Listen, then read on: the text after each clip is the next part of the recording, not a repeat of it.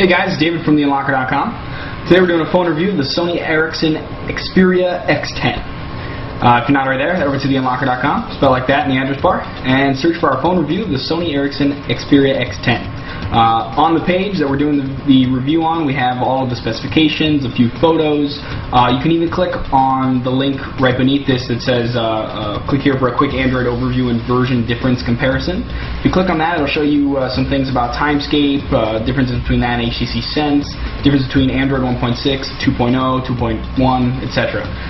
So head over there, take a look, and then enjoy the video. Okay, so here we have the Sony Xperia X10. We're going to do a quick unboxing and show you what comes in the box. Your phone, obviously, with this little thing to pull it out of its holster. We also have inside pretty much your basics: USB cable, wired headset, charger. Most places will give you an adapter for the US to put on that, by the way. A screen protector. Manuals, quick start guide, warranty information, and that's pretty much it. Okay, so the X10 was officially announced in November of 2009 and finally released in March of 2010. Comes in two colors, Sensuous Black and Luster White. As for hardware, it's a GSM phone with 3G. We got a quad-band GSM phone with 7.2 megabit per second HSDPA 3G down, and then 2 megabit per second HSUPA up. There are two versions of the phone. One is an I version and one is an A version. In Sony's terms, I stands for international and A stands for America. But if you have either T-Mobile or AT&T here in the States, you need to pay attention to which version you buy. The I version has 900, 1700, and 2100 3G, and the A version has 850, 1900, and 2100. So if you use T-Mobile here in the States, you need the I version to get 3G, since it has the 1700 megahertz. And if you're using AT&T in the States, then you need the version, the A version, in order to get 3G, since it has 850 and 1900 megahertz.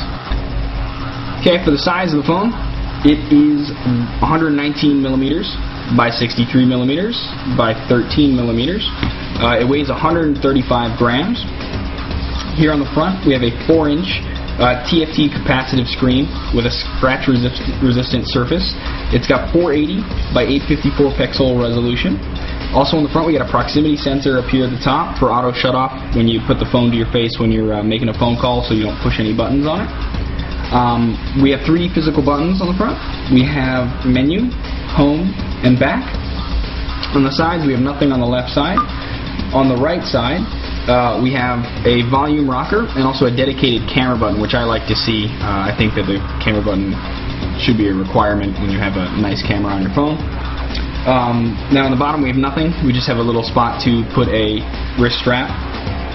On the top you have the power button, which is also the lock button for the screen, a 3.5 millimeter headphone jack, and a micro USB slot.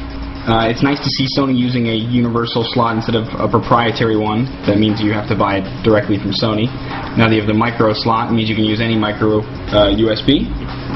On the back, we have an 8.1 megapixel camera with an LED flash. And we'll show you the battery compartment. We have a 1500 milliamp battery. We have the micro SD card slot up here at the top and the SIM card slot as well. Both the micro SD and the SIM card slot, you can't change them unless you take out the battery first. Okay, finally for the hardware on the inside of the device, we have a 1 GHz Qualcomm Snapdragon QSD 8250 processor. We have 384 megabytes of RAM. 1 gig of internal memory for storing apps and music and that kind of stuff. It comes with a digital compass inside, Bluetooth, Wi-Fi B and G, and it also has GPS. Okay, now we'll talk about the software of the device. It's running Android 1.6. If you're new to Android, you can click on the Android versions review link under this video on our site, and you'll see a video explaining the basics of Android itself. If you're already familiar with Android, then we can continue. Besides running Android 1.6, though, Sony's put their own custom UI on top of it, in much the same way that HTC has done with the HTC Hero, HTC Incredible, etc. Sony's UI is called Timescape/Mediascape. I'll explain the differences between the two. But Sony's implemented this UI in a very interesting way. they kind of give you the option of how much of their UI you want to encounter on a regular basis when you use the phone. So, if you have the phone set up in normal home screen mode, you have your basic 3 Android home screens.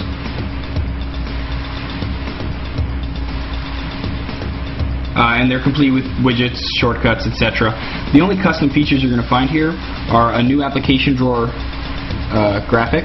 So instead of it being a little gray square, it's this line. And some new widgets. The new widgets are this digital clock here, a settings widget here. You can use the setting widgets to quickly turn on and off Wi-Fi, Bluetooth, GPS, and the ringer. A browser widget here which shows your 3 most visited sites as thumbnails and your last 3 visited sites from your history as thumbnails as well. Again, this is a widget you can move around. And then finally we have the Timescape widget, which shows your latest information, the last thing that you did or the last person updated their Facebook status, etc. And it's also a shortcut into the Timescape application, which we'll get into in a second. Okay, other than that though, if you use the regular Android as your home screen, those are the only major changes. As I said, Timescape is kind of an app in this case. Mind you, a pretty robust app, but it's still an app that you have to click on to engage, just like any other application you downloaded from the market. Okay, the other way, which is the way I think Sony kind of really wanted you to use it, is to make Timescape itself your home. So you can do this by opening up Timescape. We're going to click on the Timescape widget to open Timescape up. And then you can click Settings, Set as Home. Now every time you hit Home, instead of going back to your regular Android home screens, you come to Timescape itself.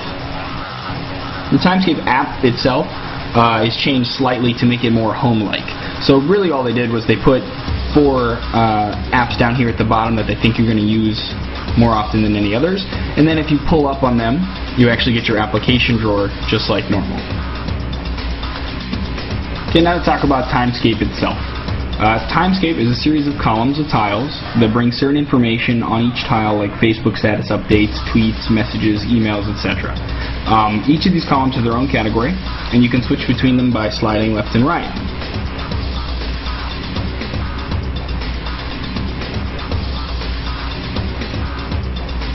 The different Timescape categories are as follows. We have Home, which would I guess be all.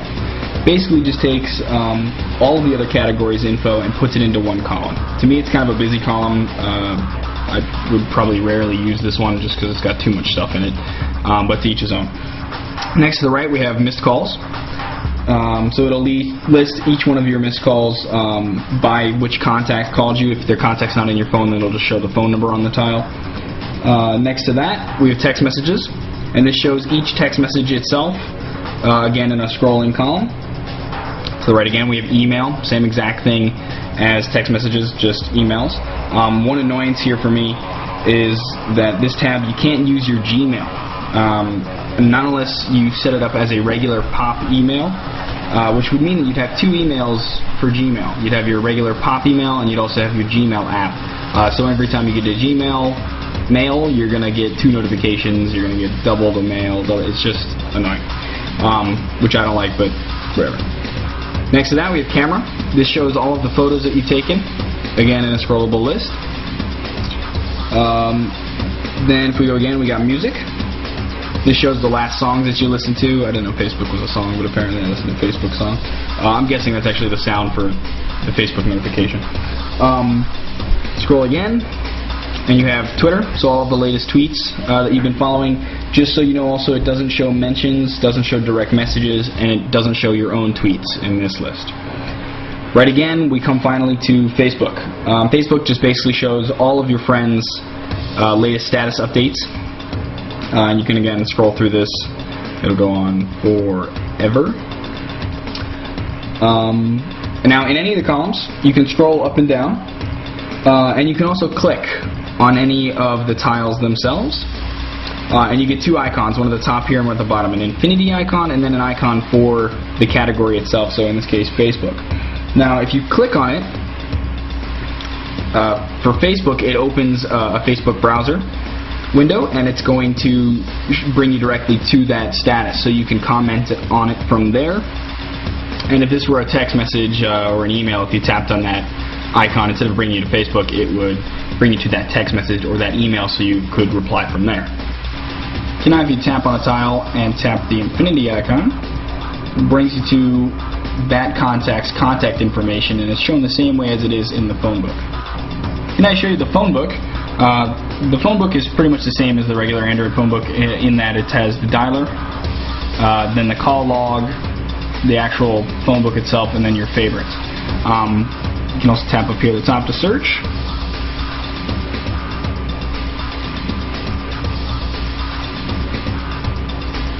And then the first thing that it displays, I'm going to cover it, but it's that person's basic info, their phone number, their address, etc. Then it shows the call log. Okay, then if you swipe, it's going to show messaging, so it's a threaded view of all of the text messages we've had back and forth. Next is going to show email. It'll show each individual email the two of you have had. Slide over again, and it goes to My Photos. Now, My Photos is basically any pictures you take with the camera. You can tag your contacts in them, and then it'll display pictures of them in their section for My Photos. And that's pretty much how it handles contact organization. Okay, so Media Escape in itself is basically an app that takes your music, videos, and photos and puts them together into this cool little user interface. So we have here Music tab, Video tab, and Photos tab. When you click on any of them, it does this cool little flicking out and zooming back in.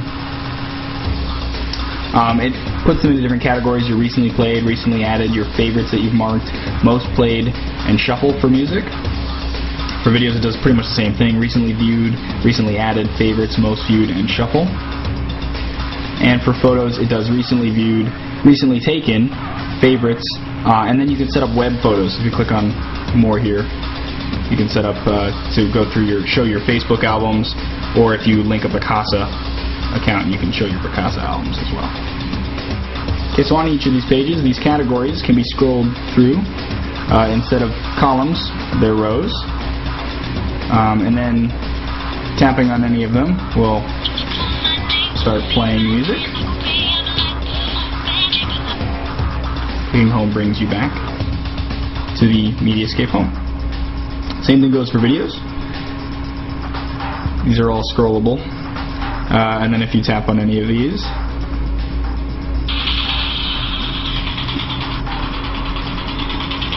it shows you your video.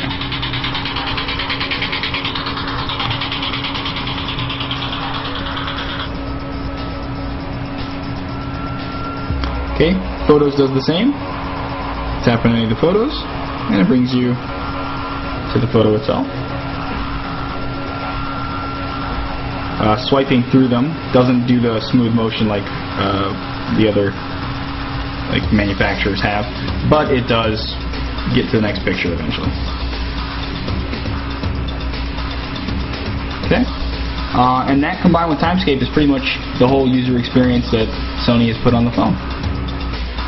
Okay, as for the rest of the software, it's pretty much the same as any Android phone.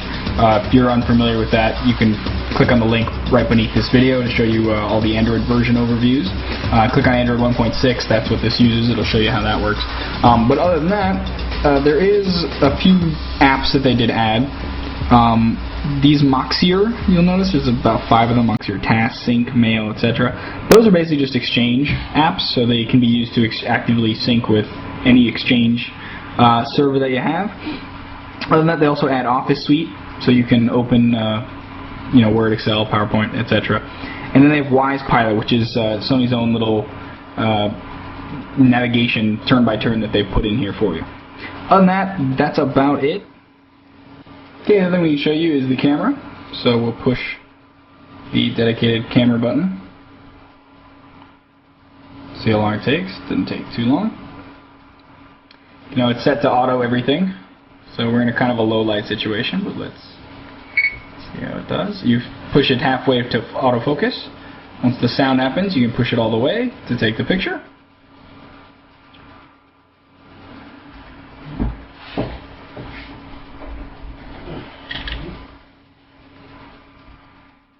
Okay, and then you have different settings up here. We have the different capture modes, the different megapixels. It has a few different options: document, party mode, sports mode, normal.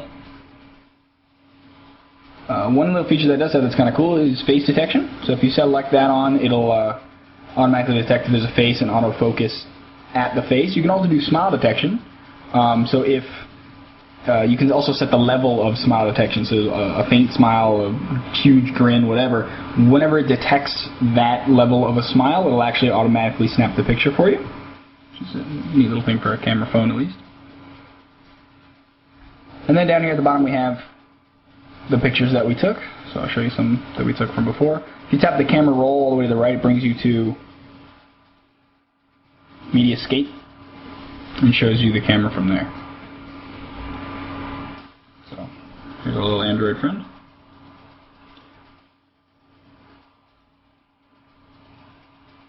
Same in the dark. Same with a bright light next to him. It's the table.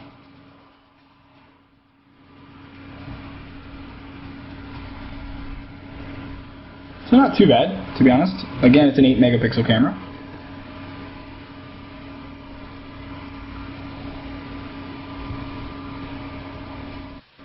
Okay, so we can show you the video camera.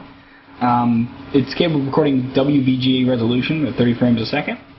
So we'll test that out.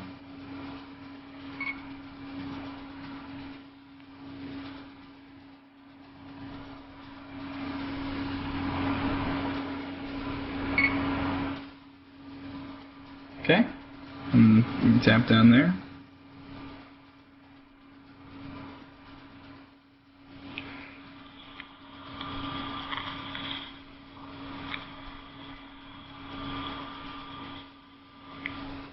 That's not too bad. It's to be expected.